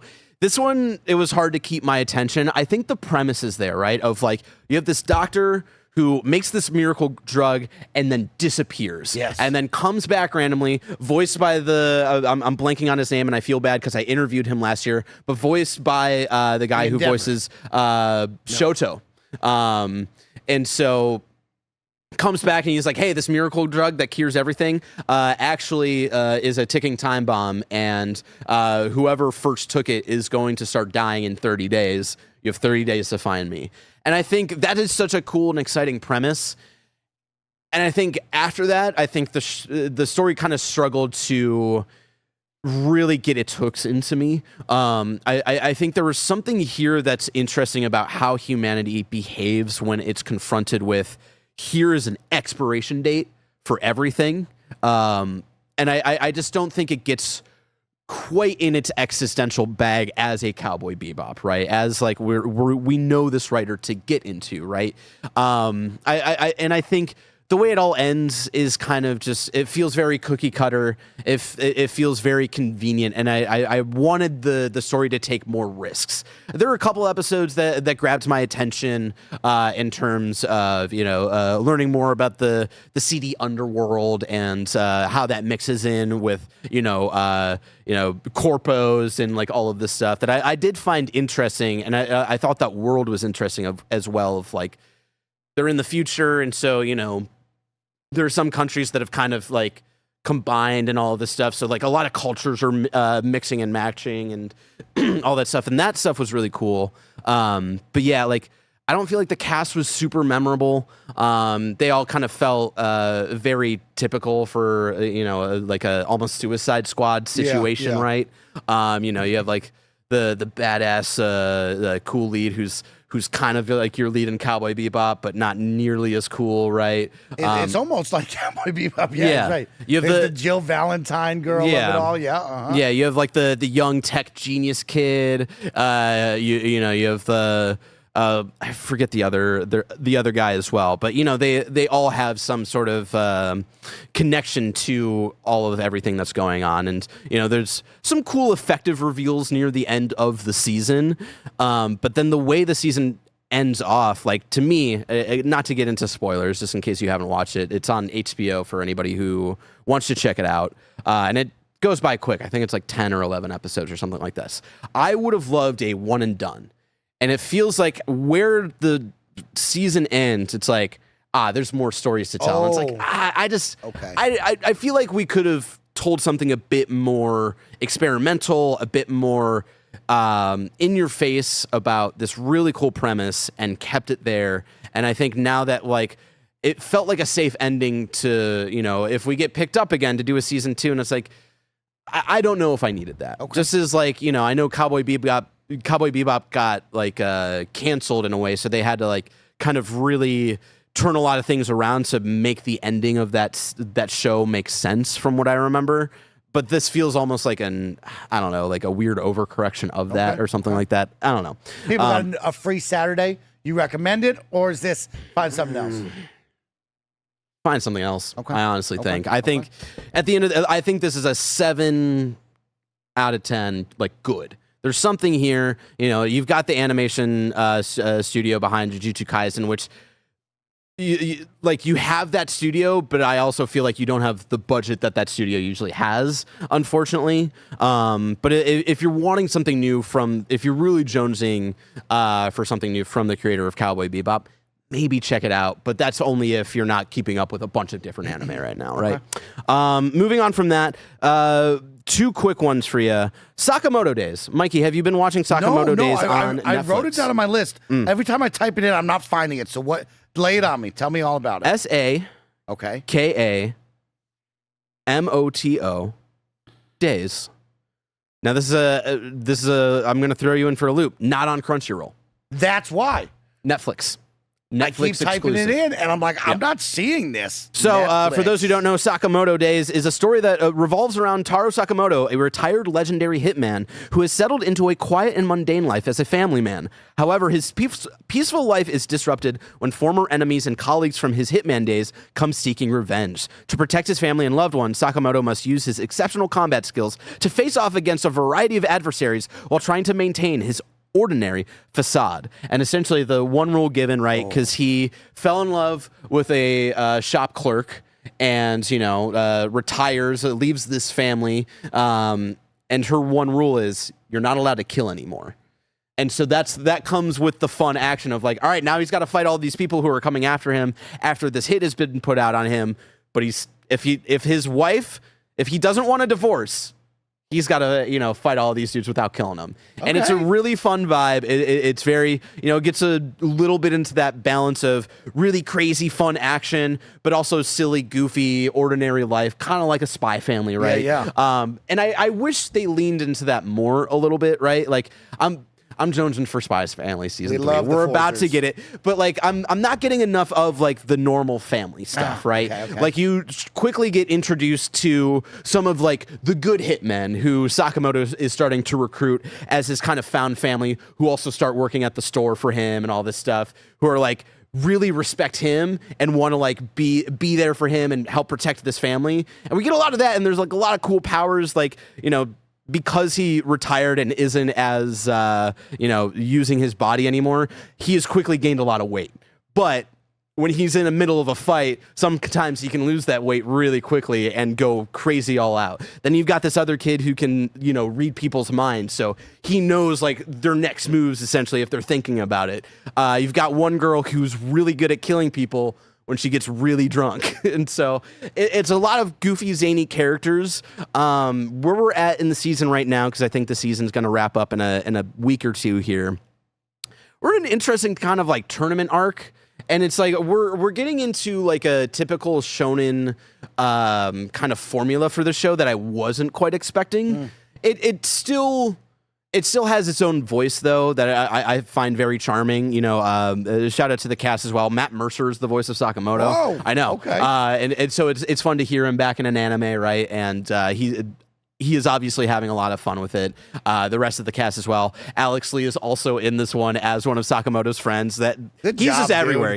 Alex is just killing it everywhere. But yeah, very fun. Also, just like gets really weird and creepy in terms of introducing the villains. Okay. Start to think of like early day League of Villains, Shigaraki type of stuff, where you're like almost like Whiplash of like, oh, like I was coming in here for the comedy, action stuff, and now we're getting into some crazy serial killer stuff, which like it's been interesting to try to vibe with that and see like if the story can balance all of that. But it's one of those, I'm not thinking about it, like when we turn it off and we have to wait for the next episode.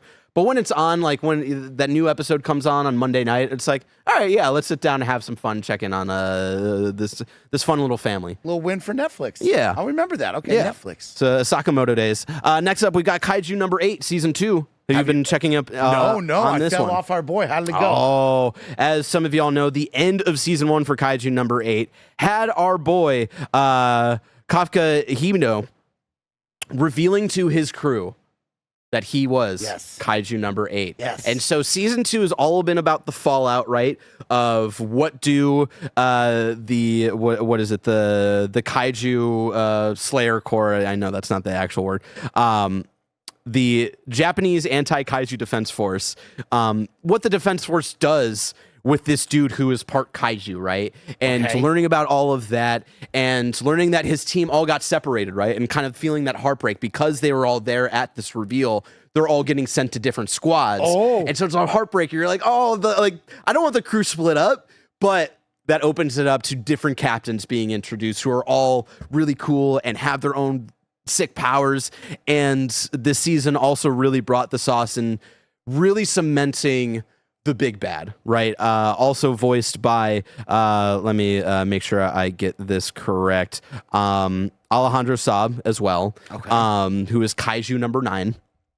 And, you know, they make the big play this season, and you really start to feel the stakes of, like, you know, season 1 kind of introduce him, you know, set up the idea of, like, here's your big bad.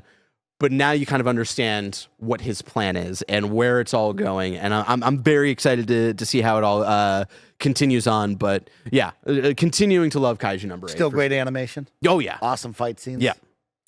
Good cast, too. I remember the cast. I Yeah. loved that cast. I love that group. Yeah, the number 2, the like kind of blue-haired kid or whatever, is the same voice of Yuji Itadori from Jujutsu Kaisen. Okay. He continues to be great. I'm trying to find the cast here, and I'm not finding success in that, but yeah, really fun cast continuing on, and yeah, I love where the story is going, and I'm hopeful one day, like, as all of these different parts of the team start to level up in their own corners, hopefully one day they all start coming together, because yeah, the character that Yuji's voice actor voices, he's doing some major upgrades in some really exciting ways that might get him on the same level as Kafka. And you're like, damn, this is going to be an interesting 1-2 punch here. So yeah, definitely check out season 2. Still keeping up the sauce. Quick question for commenters down below. I would love to know if the intros for Kaiju number 8, are they AI? The CG 3D stuff for both season 1 and season 2, I've not loved, and there's just something about it where I'm like, is this production IG making this, or like what's happening here? Never really messed with either of the intros for Kaiju number 8, but the outros continue to hit, because last year was One Republic, right? Still One Republic this time around. Different jam, still a great jam though. Shit, that's cool. And so the other question I had for people down below for Sakamoto Days, I don't know if this is a Netflix problem, or, like, you know, I recently got a new LG TV, so I don't know if it's a problem with that. Watching the episode normal, when the episode's playing, people are talking, audio quality fine. When we get to the intro and outro, audio just goes down like 10 decibels. Like, I want to be pumping up the Sakamoto Days jams, and, like, they're so quiet. So I don't know if that's like a weird Netflix setting. It's only Netflix that I've noticed this with. So I don't know, like, what's going on there. Is that Netflix making you take notice that it ended so you can get up and press play again? But it's even the intro as well. Like, the intro is, like, playing really low as well. So I don't know if that's a Netflix setting or if that's like a weird LG TV thing, but it's the only app I'm noticing it on. So let me know in the comments below if you're also experiencing weird, like, audio editing almost with Sakamoto Days, or if I'm just going crazy. Last one I believe I have on here before we get into our favorite segment. I want to shout out Nichijou. I decided to get out of my wheelhouse, out of our typical shonen wheelhouse, and I started watching Nichijou because I saw a really funny clip of a girl who got bit by a dog and screams so loud that it shoots up a laser up into space, essentially. And then there was another clip I got recommended to of a girl who likes to draw yaoi, which I'll let you figure that out on your own time.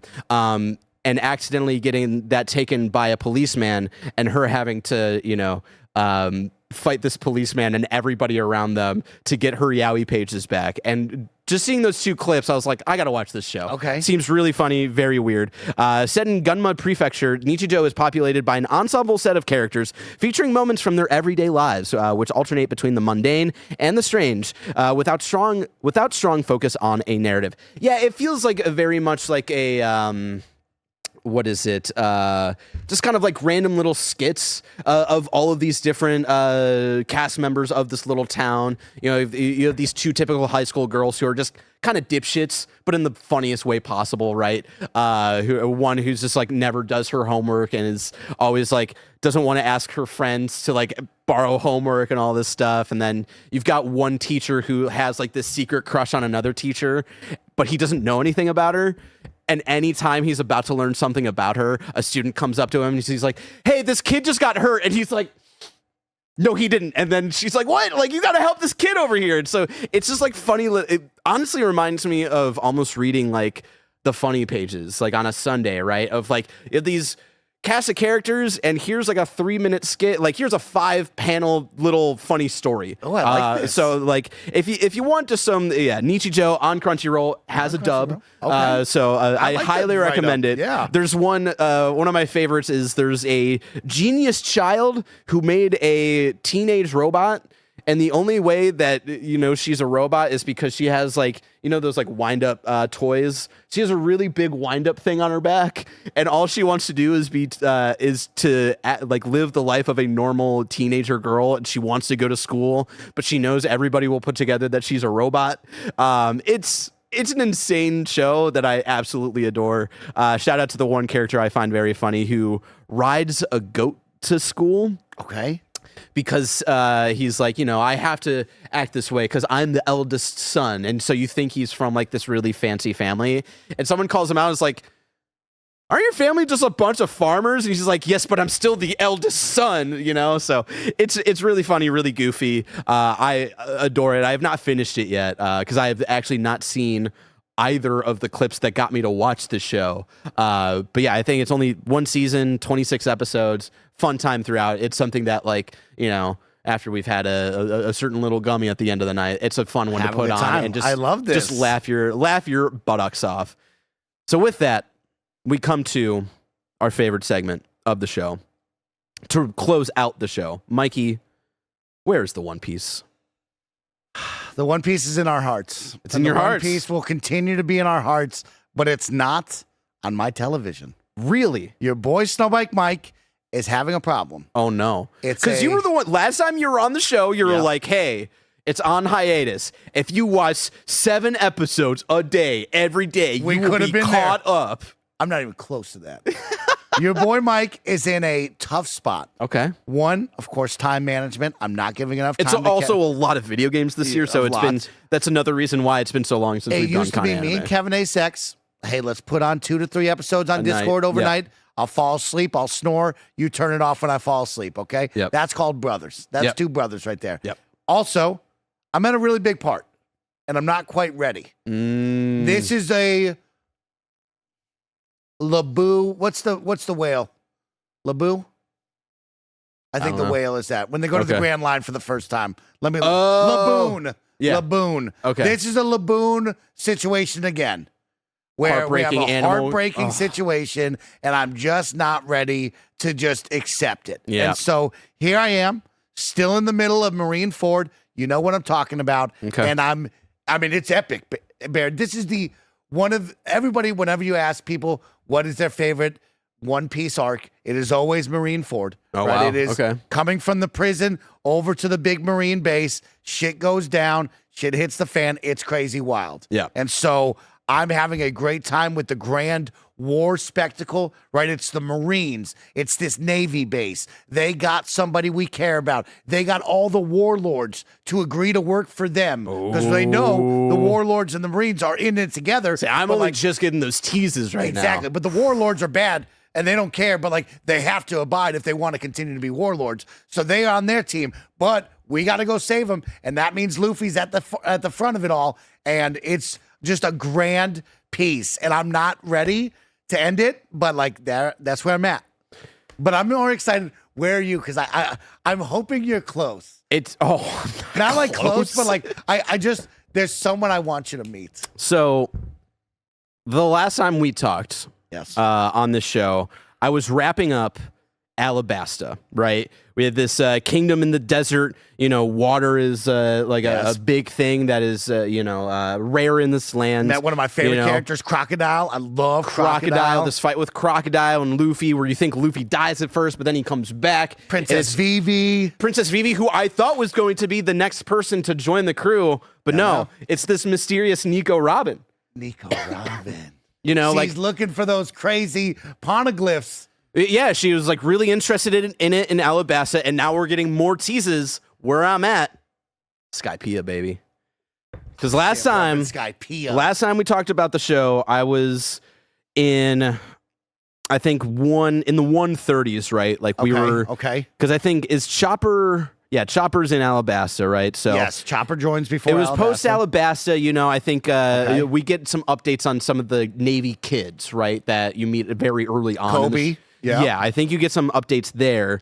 But, you know, I went through, I met Zenny of the Island of Goats, this guy who is a debt collector or a loan shark for pirates who wanted to have a dream of being a pirate one day, but never had a crew, builds this ship on an island of goats. And it was also very sad because they all think he's going to die soon because Chopper's like, yeah, he's only got like days left to live. And so they're all like, just hanging out with him until he dies, but then, you know, the Marines find them, and he comes and helps them fight and all that stuff, and he finds this second chance of wanting to be a pirate because he's building this ship, Mike, to be his grave, but then, you know, talking with Luffy just for 30 seconds, he's like, don't give this old man hope. Yeah. And it's like, he gave him that hope. But now we're in Skypiea, and I love, you know why One Piece is special, Mike? Because it's just it's Dungeons and Dragons. That's how this story is That's written. exactly how it goes. Because, like, sorry, my throat just got really dry. They go to this major arc of finding these Sky Islands, fighting this dude who is considered God. Let me find his name. I'm blanking on it right now. Annie's? Something like that. It's Eminem. It's Marshall Mathers. Yeah, he's got That's the what they long call him. He looks earlobes. like that. Yeah. Let's see. There was one episode titled that, like, The Roaring Burn Bazooka. something like that. They finally clash. God Eneru. Anaru is his name. Yes. Yeah. We have this major arc where these, you know, the Straw Hats are up in these Sky Islands fighting this dude who is a self-proclaimed god. And this all started because they heard of a cool side quest where they're like, oh, a pirate ship fell from the sky. Must be a Sky Island up there. And then they just go on this funny quest. Oh my God, sorry. It's pretty cool. So I'm nearing the end. You know, Luffy thought he was in a cave at one point, but it turns out he was inside of a giant snake. And every time he was trying to punch his way through the cave, it was just upsetting this giant snake. Now Luffy is attached to this huge golden ball and going back to fight Eneru. And I love that, like, you know, how do we defeat this guy who's all about electricity? Well, first we have to separate him from the Rubber Man, because that would make it too easy. And now he's got to fight the Rubber Man, who's not going to get electrified at all. And so, yeah, they're in their final showdowns. I think the last episode I watched was learning about the like tall tale of learning about this guy who found this island or the city of gold, and then went back to his kingdom and was like, guys, there's a city of gold. And then when they came back, the city was no longer there, and then he was executed. Yeah. And so now I'm getting the flashback actual story of what it's like, a 2-episode like He mini was labeled arc. a liar. Yeah. And so now I'm getting that true story of what actually happened. Yes. That's where I've left off. So I think I'm very close to being done with Skypiea, making my way to hold on, I got to bring up the show again. Water 7, which I remember you talking about. A big one. Water 7's a big forever. one. Yep. But yeah, I'm in the 190s right now, so Not bad. or 180 You or got a something couple like of that. fun moments Yeah. before that. You know, they always go on some like smaller side adventures. Yeah, like after you do like your big, again, started out as a side quest, turns into what in any other anime would be the final arc of the show, where we're going to, like, you know, the special forest and all these citizens who, you know, like hate the actual native born people here and all this stuff. And it's like, this is the final arc of any other show. But of course, it's just a We're funny only side. getting warmed up. Because, like, that's the other thing, is that none of this is relating to what they are slowly teasing and building up to, is these pirate warlords and like the Navy dealing with them. Because the more I learned about that was from the Zenny guy. It's cool. That's insane. It's cool. This is a side quest and it's 80 episodes. It's amazing. Oh It's my so God. much fun. Yeah, you It's get so to see good. Nami get a little bit stronger with those crazy sky dials. So that's fun. Oh yeah, the yeah, crazy yeah. like seashell things they're gonna learn Yes. like wind and electricity with. Okay. So Nami will use that, which is cool. Yeah. Okay, Barrett. Oh, we got some cool outfit changes. I love who's the cook again? Sanji. Sanji's got a cool like new like outfit now. Yes. Zoro's got his cool goggles. I love goggles Zoro. He's cool. as Okay, hell. Zoro's I so love cool. you know shout out to Chopper, who had like a big moment, right? Like he came to terms with like, I'm always the coward in these situations. Like, the last big journey we went on was Alabasta, and I was always just like kind of this kid running away and crying. And then he has to like 1v1 a dude who can, I think, like, what is it? I forget what his power was, but he has to like actually show up and fight and survives the fight. And he's like, oh my God, everybody's going to be so impressed with me. I should just find the treasure right now. So they like really get really impressed by me. And then to bring it back to Demon Slayer, of Tanjiro learning how to take away the lethal energy or whatever, right? Luffy fighting the dudes who like kind of read your minds in terms of like also like having this fighting energy, and Luffy just turning off his brain and just going all flowy with it. Some of the funniest animation I've seen in a while. It's so good. Fair. But that is where the One Piece is. Like I was sick with COVID a couple weeks ago, and that was, my life was just, I think that was when what was it? Hollow Knight came out. So it was Silk Song on the Switch, One Piece on the TV. Fantastic. And it was a great combo. Watched a lot of One Piece. And now that, we're not watching My Hero as it comes out, maybe I continue One Piece pretty consistently from here on out, because like that. I'm loving the crew. Again, weird side journey that we're on that feels like a final quest, but again, side mission. You're going to love some But more I'm of loving this. the teases of like the kind of inner workings, the inner political workings of these pirate warlords and the relationship to the Marines, because we got some heavy teases of it in the Zenny arc. So That's cool, Barrett. I'm excited about that. Ladies, gentlemen, NBs, everybody who watched us today, thank you so much for joining us for another episode of Kinda Anime, your irregular show here at Kinda Funny, where we talk about all of the anime you could possibly want us to talk about.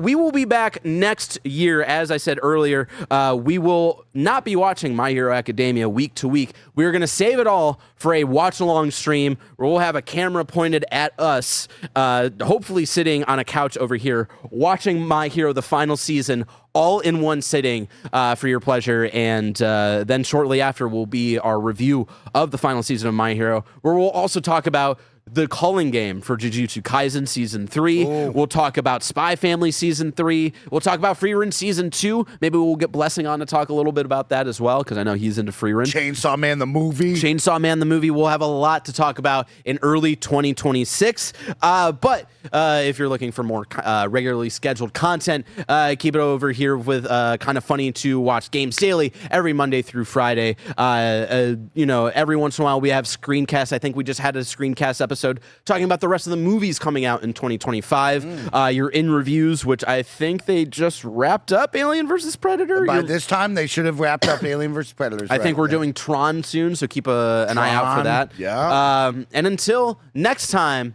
it's been our pleasure to serve you.